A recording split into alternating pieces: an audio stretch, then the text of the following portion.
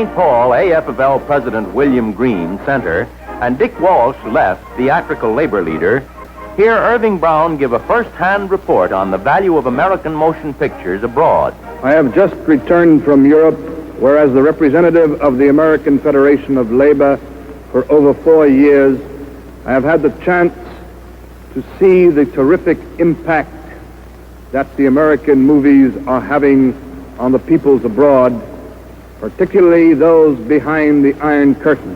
This places a great responsibility upon the American people and the American motion picture industry.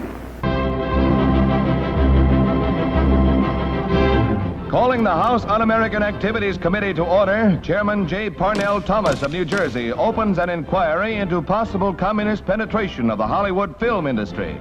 The committee is seeking to determine if Red Party members have reached the screen with subversive propaganda.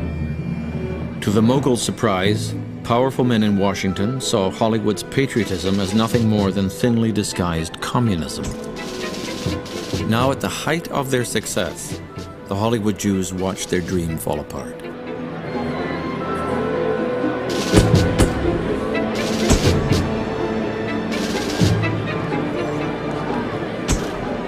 While economic factors played a role in their demise, it was the House Un-American Activities Committee, HUAC, which really brought them down.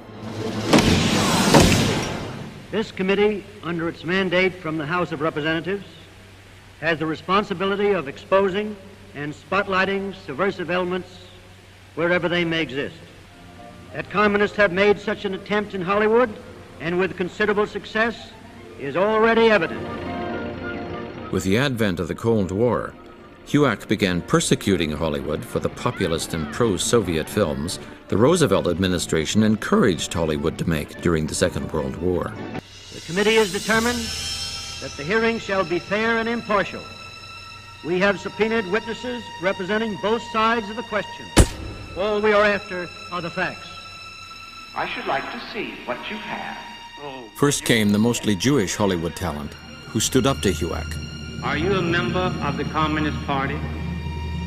Next, you are going to ask what my religious beliefs are, and you are going to insist before various members of the industry that since you don't like my religious beliefs, I should not work in that industry. There became an identification in people's minds with the things that went together: intellectuals, Jews, Russians, communists. If you look back at any of the depictions of what communists were, all of these things kind of get merged together in the public imagination. The chairman of the committee, at the time that it initiated its investigation of Hollywood, was a vicious anti-Semite from Mississippi by the name of John Rankin. Of all the points in American history that needs to not be forgotten, this tribunal, this witch hunt that took place in the United States can never be replayed. You have to understand that it wasn't just Hollywood. It was every single industry that was under attack, because there are certain institutions of influence that the United States government, that the CIA specifically had to have control of in order to control the conversation and the way of thinking of the American people, to be able to control the consensus, not just steer political campaigns to tell you who to support or to decide for you, but almost every facet of our life. By controlling the news, by controlling film, by controlling print press, they essentially decided the direction of the country for everyone. Anybody who opposed them, the people that they were representing, the small percentage of Americans that can actually afford to have representatives in Congress to speak on their behalf, this is how they took control of the United States. Not only did it take place in film, radio, news, print press, but in any academic institution, labor unions, so on and so forth. He said, communism is the most dangerous influence in the world today. I am talking about the communism of Leon Trotsky. Of course, he mentions a Jew, that is based upon hatred for Christianity. You know that communism. Remember that communism and Christianity can never live in the same atmosphere. Communism is older than Christianity. This is a revision of history, since Karl Marx, to most people's knowledge, is the one who created communism. But this communism, which is clearly a euphemism for Judaism, is older than Christianity. It is the curse of the ages. It hounded and persecuted the Savior during his earthly ministry, inspired his crucifixion, derided him in his dying agony, and then gambled for his garments at the foot of the cross. So in a country where freedom of religion is one of our basic rights, the word communism is installed as a euphemism for Judaism, when really it is the Jewish religion that is under attack within the movie industry. We have a right to freedom of religion in this country. That doesn't change under the accusation of communism, and that doesn't take precedent over a given right. I'm not aware of the word communism written into the Constitution, but I am aware that the Constitution gives the right of freedom to religion. And how this was never challenged on that basis alone back when this was taking place is completely beyond me. But we are today in a deadly conflict between those two ideologies. And there can be no compromise Mr. Wright, in this country. I hope that you're not impugning in any way the American activities of the motion picture employers in Hollywood. I am some of them, I'll say. Well, I want to tell you right now that there is no group of more American people in the country than are those in Hollywood.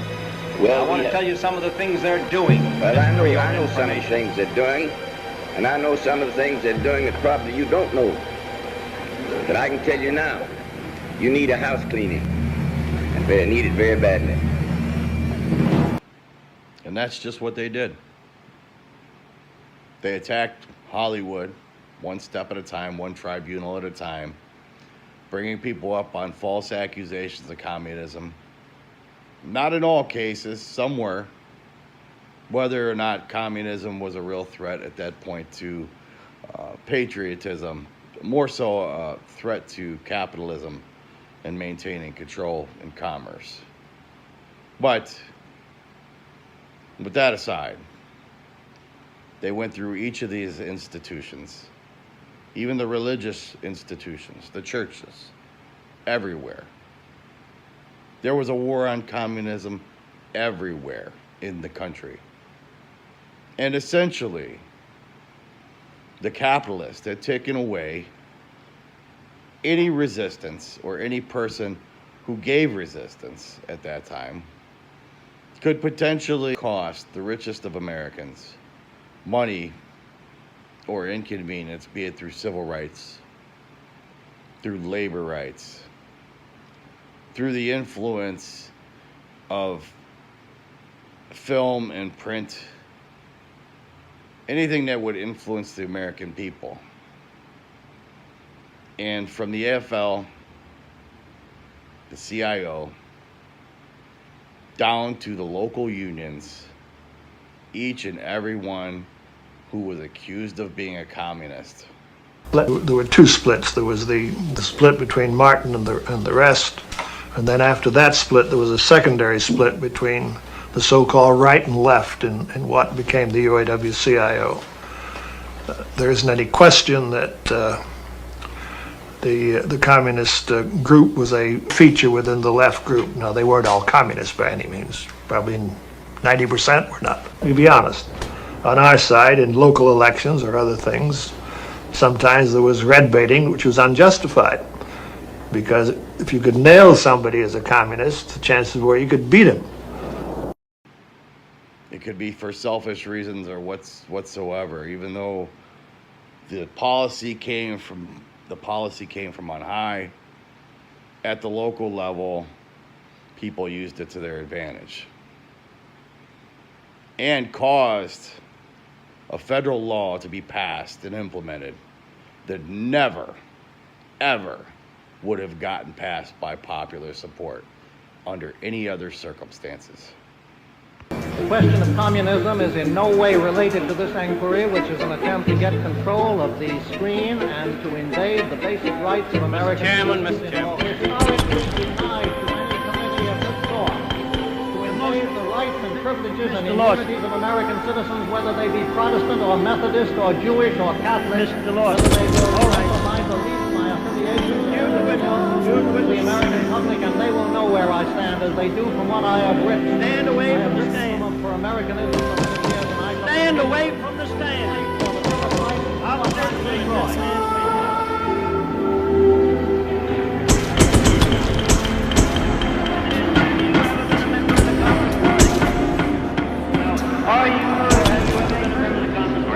Have you ever been a member of the Communist Party? Have you ever been a member of the Communist Party? Your purpose is to use this to disrupt the motion picture industry, to invade the right not only of me, but of the producers, to their thoughts, to their opinions. And this I will not permit. No. The President of the United States said that anti-communism was American policy. And that scared the shit out of them, because the last thing they wanted to be called was un-American. Having flirted with the idea of being Americans for so long, they began to believe that possibly they were. I'm just hopeful, like I told you, Mr. Smith, in California, that perhaps out of this hearing, our Congress... Now came the Moguls, who were out to prove their American patriotism. ...question to give us a policy how to handle American citizens who don't deserve to be, if they are communists, to get them out of our place. Ideological termites have burrowed into many American industries, organizations, and societies. Wherever they may be, I say, let us dig them out and get rid of them. My brothers and I will be happy to subscribe generously to a pest removal fund. We are willing to establish such a fund to ship to Russia the people who don't like our American system of government and prefer the communistic system to ours. Then you admit that there are or were communists or communist sympathizers in your own... I don't know if they're communist sympathizers. I know they're un-American in their method. In your studio, you mean? In our studio. Well, how do you mean un-American because they are communists, or un-American because they're fascists? No, un-American because they endeavor to put certain things into scripts that, in my personal opinion, is un-American, and it's my business to see that it doesn't get in, if it eventually does creep in, I cut it out. Well, there's very little difference, though, whether a person is a communist or a fascist, so long as he's un-American. Isn't that true? I am not qualified to answer that. But you admit, though, there are some people in your studio that are un-American. Yes, I admit that. The way the Moguls buckled was the Cossacks are coming again. They were unsure of their status. A lot more unsure, say, than the next generation of who were writers, say, or directors or actors, who were born in America, and as I was, and had no confusion at all about being Americans. We were Americans and felt we had all the rights of Americans, and would fight for them when we could. I am against. I'm for everything that you said. You agree with that statement? I agree wholeheartedly, and the statement was a little long, and it was a very good statement. It's a statement of a real American. To appease HUAC, the Moguls instituted a blacklist. In 1950, their big guns are being sent to Chicago and New York and Los Angeles. And you can get an idea of what Joe McCarthy's status at that moment was, that they sent him to the Women's Republican Club in Wheeling, West Virginia. And no offense to Wheeling, West Virginia, the person who gets sent there to talk is the person at the bottom of the totem pole. Joe McCarthy's Senate career from 1946 until 1950 is one of repeated failure. No one is expecting him to win re-election. So what is most extraordinary here is that the most important speech in some ways of that generation is given in a place where there is a sense by the people who sent him there that nobody really cares what he has to say or is going to listen very hard. The expectation was that McCarthy was going to give a standard boilerplate speech that you give to Republican constituency. In Wheeling, West Virginia, they really weren't sending him there to make headlines. He comes out and says that there are 205 communists in the State Department. Well, that's electrifying. It's so electrifying that people are almost distracted from the question of who these communists are, whether they actually exist, why it is McCarthy knows this and other people don't. It's, in a way, a kind of brilliant speech. We are the most powerful country in the world. We're the most influential country in the world, and yet we're losing everywhere. We're losing in Asia. We're losing in Europe. We're losing technologically now to the Soviets. How do we explain this? And what McCarthy does in Wheeling is to explain it by waving a list saying, we are being sold out by traders.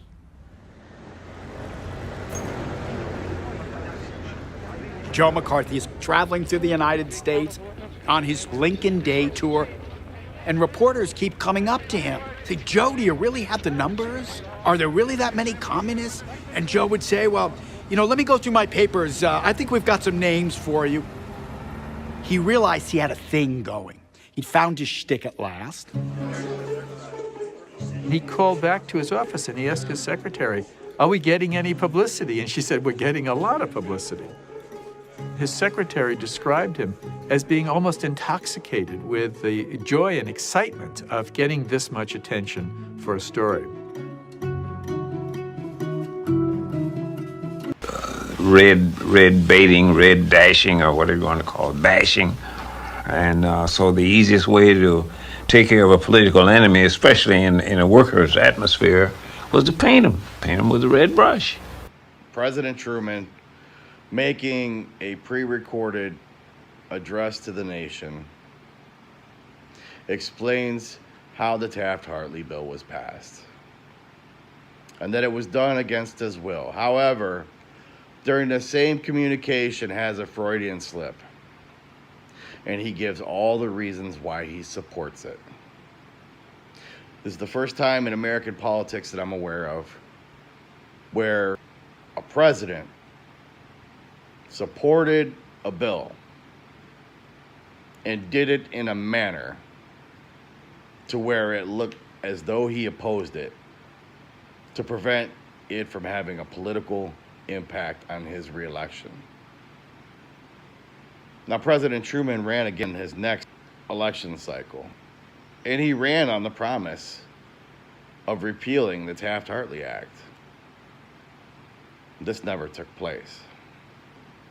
But what is more important to know is how it was passed.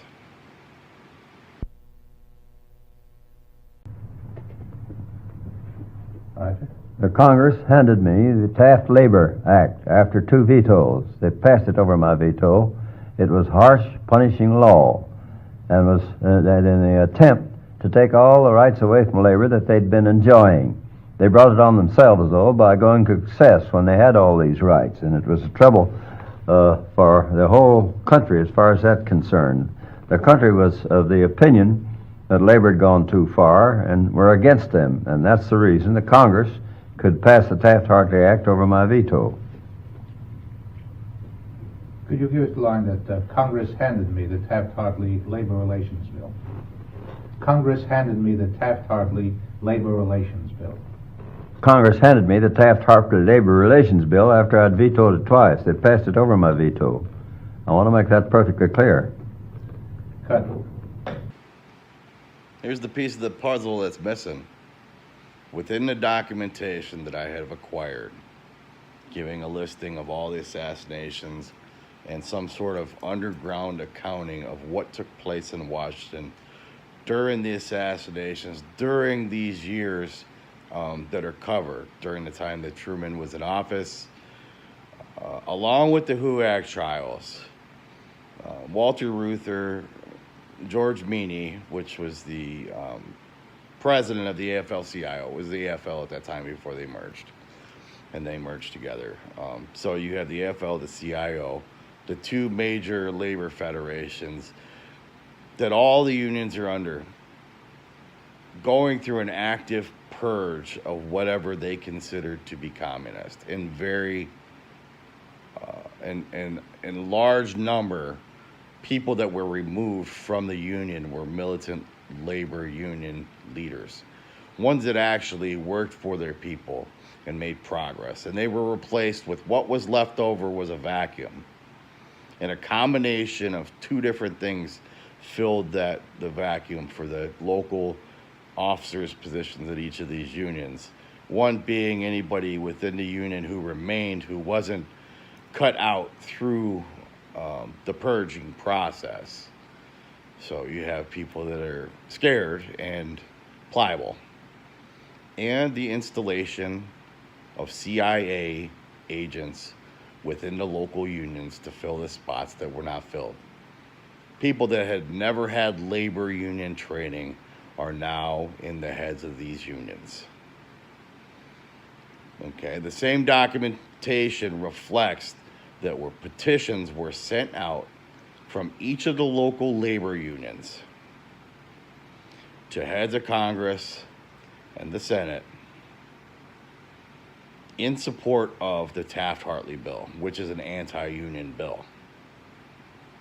Once Congress and the Senate received all of these petitions, essentially each of the local unions were letting them know, the administrations within each local, that there will not be any political consequences for passing the Taft-Hartley bill. And on that note, give Truman the ability to veto the bill, because essentially he was being given license by the leaders of all the local labor unions, essentially as a pledge, letting them know that they have control of the way that the locals voted. And in essence, that they could go ahead and pass the bill without any consequences to them. That's how the Taft-Hartley bill was passed. It was through subversion, through government control, through the illegal removing of people from their positions under false accusations of communism. If we ever let this threat raise again in this country, they will completely transform our entire society and revert us back to being subservient again, at a time where people aren't making it. The disparity between wages and income versus the cost of living is so skewed that people are having serious problems. And at any point in history where working people needed the advantage to be able to demand more wages, especially when there's no cap on the deficit, and the corporate interests have the idea in their mind that they will just raise their prices and inflate away any of the raises that they gave anyone. At any time in history, it is more important today that this bill be removed.